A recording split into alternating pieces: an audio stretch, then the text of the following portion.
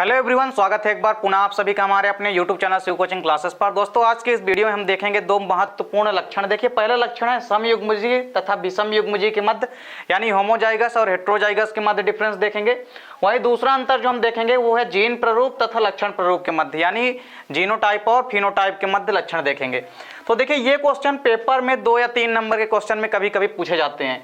तो देखिए सबसे पहले यहाँ पे हम देखेंगे समयुग्मजीय यानी होमोजाइगस और तथा विषमयुग्मजीय यानी हेट्रोजाइगस के मध्य अंतर। देखिए इसके पहले मैं आपको बता दूं कि इसके पहले हमने चैप्टर 5 के लगभग पूरे टॉपिक को क्लियर करा दिया है। अभी तक यदि आपने चैप्टर 5 का कोई भी टॉपिक नहीं देखा है तो आप प्लेलिस्ट में जाके क्रमशः देख सकते हैं। तो चलिए सीधे वीडियो को स्टार्ट करते हैं। देखिए समयुग्मजीय एक साइड हमारा क्या है, समयुग्मजीय या होमोजाइगस, वहीं दूसरी साइड हमारा विषमयुग्मजीय या हेट्रोजाइगस। देखिए यदि हम बात करें समयुग्मजीय, जैसा कि नाम से स्पष्ट है कि समयुग्मजीय मतलब युग्मक यहाँ पे कैसे रहेंगे, समान रहेंगे। देखिए पहला लक्षण इनमें क्या है या पहला डिफरेंस क्या है इनमें कि इसमें एक लक्षण के लिए पाए जाने वाले 2 जीन एक समान होते हैं। देखिए समयुग्मजीय का मतलब ही है यानी मान लीजिए किसी भी एक लक्षण के लिए, जैसे मान लीजिए हमारे पास कोई एक लक्षण है कि पुष्प क्या है, मान लीजिए लाल है, तो पुष्प क्या है यहाँ पे लाल है, तो लक्षण यहाँ पे क्या हो गया, लाल। ठीक है, तो किसी एक लक्षण के लिए जो पाए जाने वाले दोनों यहाँ पे जीन हैं वो कैसे होंगे, एक समान होंगे, इसलिए इसको हम क्या कहते हैं, समयुग्मजीय। अब देखिए यदि पहली बात ये तो या तो कैपिटल टी दोनों एक समान होंगे या तो स्मॉल टी एक समान होंगे, यानी आपस में किसी लक्षण के लिए जो 2 जीन रहेंगे वो कैसे रहेंगे, वो अलग अलग रहेंगे। यहाँ पे बिल्कुल भी अलग नहीं रहेंगे, एक समान रहेंगे। यानी लाल पुष्प के लिए हम ले रहे हैं यहाँ पे, तो दोनों युग्मक या दोनों जीन जो है आपस में क्या रहेंगे, समान रहेंगे या समयुग्मजीय रहेंगे। यहाँ पे देखिए आपस में जीन कैसे हैं, समान है, कैपिटल टी और स्मॉल टी, यानी जीन यहाँ पे बिल्कुल भी अलग अलग या समान प्रकार के नहीं रहते। जीन यहाँ पे क्या है, कैसे होते हैं, समान प्रकार के होते हैं। वहीं यदि हम बात करें विषमयुग्मजीय में, तो देखिए इसमें एक लक्षण के लिए पाए जाने वाले जो दोनों जीन होते हैं वो असमान होते हैं। यानी देखिए या तो वो जीन कैसे होंगे, कैपिटल टी एक होगा तो एक क्या होगा, स्मॉल टी होगा, यानी ये कैसे होंगे, असमान होंगे। तो इसके युग्मक या जीन जो होते हैं ये कैसे होते हैं, असमान होते हैं। तो पहला डिफरेंस तो यही हो गया दोनों में कि इनमें एक लक्षण के लिए पाए जाने वाले जो दोनों जीन होते हैं वो कैसे होते हैं, समान होते हैं। और साथ ही साथ यदि विषमयुग्मजीय या हेट्रोजाइगस की यदि हम बात करें तो इनमें एक लक्षण के लिए पाए जाने वाले जो दोनों जीन होते हैं वो कैसे होते हैं, असमान होते हैं। यानी यहाँ पे देख सकते हैं यदि मान लीजिए हम आपस में क्रॉस कराते हैं किसी एक विपरीत लक्षणों को के जोड़ों को लेकर, तो जो F1 पीढ़ी में संतान बनेगी वो कैसी बनती है, वो इसी प्रकार की बनती है, विषमयुग्मजीय या हेट्रोजाइगस प्रकार की बनती है। तो इस प्रकार से इसके कारक या लक्षण जो है या जो जीन है वो कैसे होते हैं, असमान होते हैं। चलिए इनमें दूसरा डिफरेंस क्या है कि जनन के समय, देखिए जनन के समय केवल एक ही प्रकार के युग्मक बनते हैं। ये बहुत बड़ा डिफरेंस है इनमें। देखिए ये क्या है, इसमें जनन के समय जो युग्मक बनते हैं यानी जो गैमीट बनते हैं इनमें, तो वो कैसे होते हैं, केवल और केवल एक ही प्रकार के होते हैं। वहीं यदि हम बात करें विषमयुग्मजीय में तो 2 अलग अलग प्रकार के युग्मक बनते हैं। यानी यहाँ पे फिक्स नहीं है कि एक ही प्रकार के युग्मक बनेंगे, यहाँ पे 2 अलग अलग प्रकार के युग्मक भी बन सकते हैं और अधिकतर बनते ही हैं। तो यहाँ पे 2 अलग अलग प्रकार के युग्मक बनते हैं किसमें, विषमयुग्मजीय में। जैसा कि नाम से स्पष्ट है कि विषमयुग्मजीय मतलब इसमें सभी चीजें विषम प्रकार की होगी।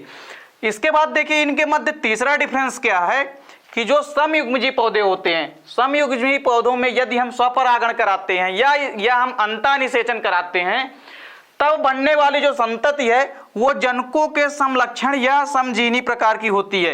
यानी यदि हम समयुग्मजीय पौधों में आपस में स्वपरागण या स्वनिषेचन कराएं तो जो अगली पीढ़ी बनेगी यानी जो संतति बनेगी, जो पुत्री जीव बनेंगे, उनमें क्या होगा, जो लक्षण होंगे वो क्या होंगे, पहली बात तो समान होंगे, और जो उनमें जीन का संगठन होगा वो कैसा होगा, वो भी क्या होगा, समान है। तो यहाँ पे देखिए समयुग्मजीय पौधों में यदि हम स्वपरागण कराते हैं तब बनने वाली संतति जो होती है वो जनकों के समलक्षण यानी समान लक्षण प्रदर्शित करती है तथा समजीनी यानी जीन का जो लक्षण है वो भी समान प्रकार का प्रदर्शित करती है।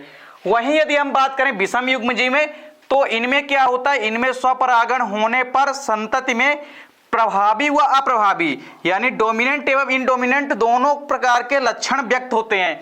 यानी यहाँ पे ऐसा नहीं है कि केवल और केवल प्रभावी लक्षण दिखाई देगा, यहाँ पे दोनों प्रकार के कैरेक्टर या दोनों प्रकार के लक्षण जो है यहाँ पे दिखाई देते हैं, यानी प्रभावी लक्षण भी और अप्रभावी लक्षण भी यहाँ पे व्यक्त होते हैं। तो चलिए आप समयुग्मजी और विषम युग्मजी के मध्य जो अंतर है इसका स्क्रीनशॉट ले लीजिए। इसके बाद हमारा दूसरा अंतर है जीन प्ररूप तथा लक्षण प्ररूप के मध्य। तो सबसे पहले आप स्क्रीनशॉट ले लीजिए जल्दी से, फिर हम देखते हैं जीन प्ररूप तथा लक्षण प्ररूप के मध्य अंतर।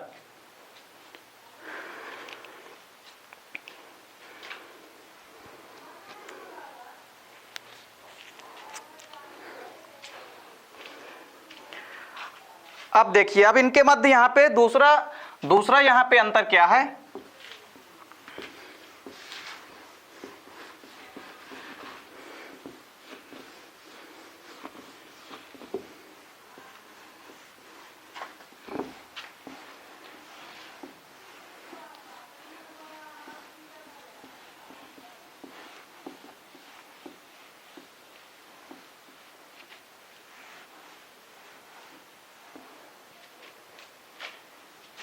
चलिए यहाँ पे दूसरा लक्षण देख लेते हैं किनके किनके मध्य।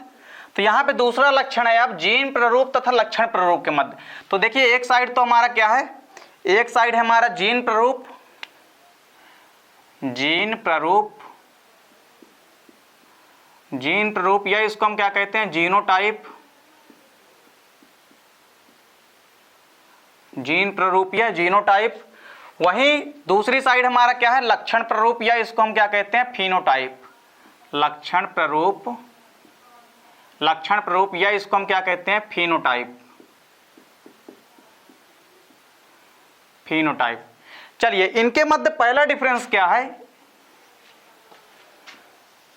देखिए पहला महत्वपूर्ण लक्षण इनमें क्या है कि यदि हम बात करें इनमें जीनों की, तो देखिए जैसा कि नाम से स्पष्ट है जीन प्ररूप, तो जीन प्ररूप का मतलब ही है कि यह जीनों के संगठन या हम कह सकते हैं जीनों की संरचना को प्रदर्शित करता है। देखिए जीन प्ररूप क्या करता है, जीन प्ररूप जीन संगठन, जीन प्ररूप जीन संगठन या जीन प्ररूप या जीनों की संरचना को व्यक्त करता है, संरचना को व्यक्त करता है। तो देखिए जीन प्ररूप की यदि हम बात करें तो यह जीन संगठन यानी कि जीन का जो ऑर्गेनाइजेशन है तथा जीन की संरचना को व्यक्त करता है। तो यहाँ पे मुख्य अंतर यही है कि जो जीन प्ररूप होता है वो जीनों की संरचना से संबंधित होता है और वह जीनों की संरचना को व्यक्त करता है। और यदि हम बोलें जीनों की संरचना की, जैसे मान लीजिए यदि लाल पुष्प हैं, इनके लिए मान लीजिए यदि हम कोई लक्षण लेते हैं तो जैसे लाल पुष्प को हम किससे दर्शाएंगे, कैपिटल आर से दर्शाएंगे। तो यहाँ पे कैपिटल आर क्या है, यहाँ पे ये जीन प्ररूप है। तो देखिए जीन प्ररूप वैसे अलग अलग हो सकते हैं, लेकिन यहाँ पे एक लक्षण हमने लिया तो इसके लिए हमने क्या लिया कैपिटल आर। तो जीन प्ररूप जो है किसी भी जीनों की संरचना को व्यक्त करते हैं। वहीं यदि हम बात करें लक्षण प्ररूप की, तो देखिए लक्षण प्ररूप में क्या हो जाता है, लक्षण प्ररूप देखिए लक्षण प्ररूप किसी भी जीव की बाह्य आकार की तथा बाह्य रंग रूप से संबंधित होता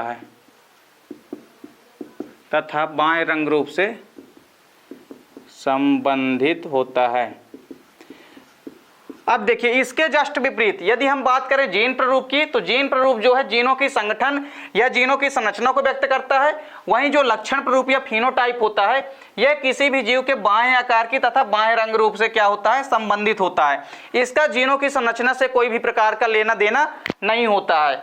चलिए इनके मध्य दूसरा डिफरेंस क्या है, इनके बाद दूसरा डिफरेंस यही है कि देखिए यह वातावरण से प्रभावित नहीं होते बिल्कुल। देखिए यदि हम जीन प्ररूप की बात करें तो यह वातावरण से बिल्कुल भी प्रभावित नहीं होते हैं, यह वातावरण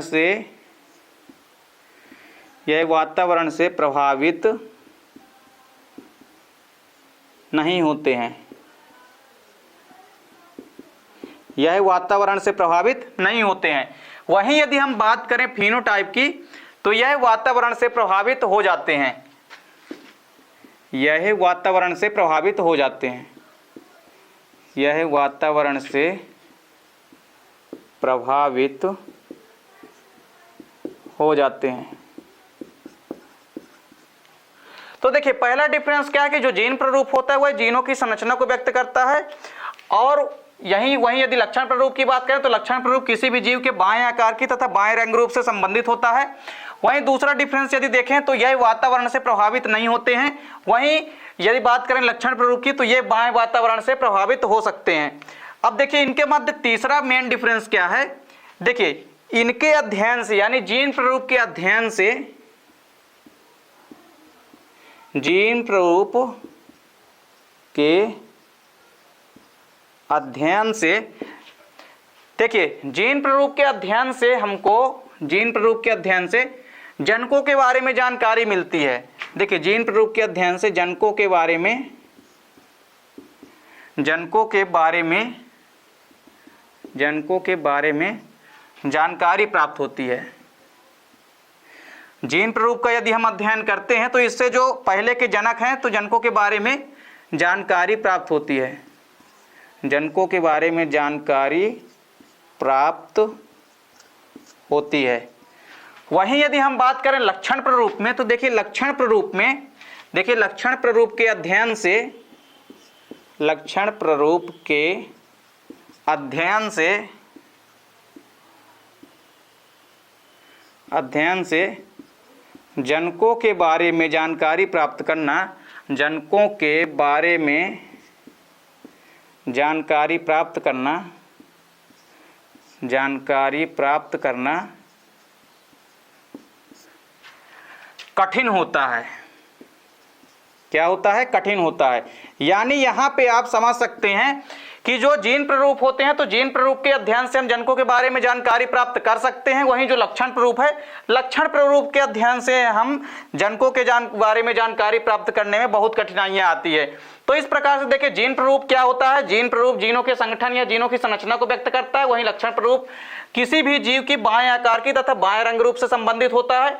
यह वातावरण से प्रभावित नहीं होते हैं, और लक्षण प्ररूप यह वातावरण से प्रभावित हो सकते हैं या होते हैं। तीसरा लक्षण क्या इनमें, या तीसरी इनमें डिफरेंस क्या है कि जीन प्ररूप के अध्ययन से हम जनकों के बारे में जानकारी लगा सकते हैं या पता लगा सकते हैं। वहीं लक्षण प्ररूप के अध्ययन से हम जनकों के बारे में जानकारी प्राप्त नहीं कर सकते हैं। तो इस प्रकार से देखिए दोस्तों यहाँ पे ये जो दोनों अंतर हैं समयुग्मजीय तथा विषमयुग्मजीय में और जीन प्ररूप तथा लक्षण प्ररूप में, ये कभी कभी 2 या 3 नंबर के क्वेश्चन में पेपर में पूछे जाते हैं। तो उम्मीद करता हूं दोस्तों वीडियो पसंद आई होगी। दोस्तों वीडियो अच्छी लगे तो लाइक और कमेंट कीजिए, साथ ही साथ दोस्तों को भी शेयर कीजिए। मिलते हैं दोस्तों नेक्स्ट वीडियो में, तब तक के लिए जय हिंद, वंदे मातरम।